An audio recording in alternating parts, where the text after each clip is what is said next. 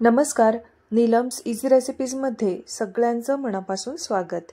आज आपण उपवासासाठी रताळ्याचे गोड काप बनवत आहोत। त्यासाठी रताळ्याची सालं काढून घ्यायची आहेत व त्याचे आपल्याला गोल काप करून घ्यायचे आहेत।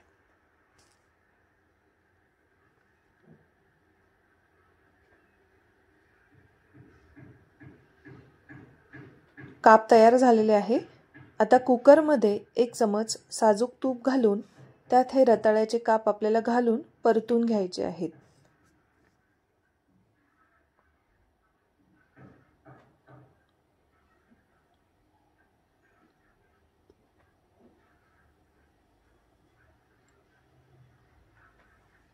अजून वरून 1 चमच तूप टाकायचं व फक्त अर्धा मिनिटासाठी हे काप आपल्याला परतून घ्यायचे आहेत।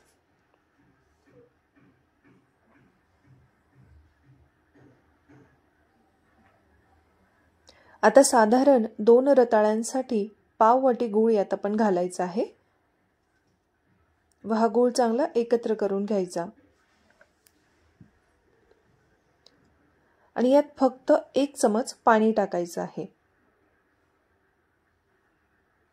तसंच 2 वेलची यात आपण घालायची आहेत। हे सगळं एकत्र करून घ्यायचं व कुकरची फक्त 1 शिट्टी करून घ्यायची।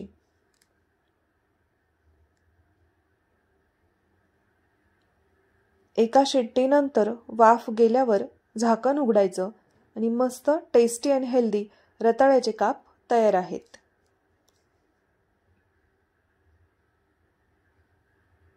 अशाच अजून रेसिपीजसाठी नीलम्स इझी रेसिपीजला सबस्क्राइब करा। धन्यवाद।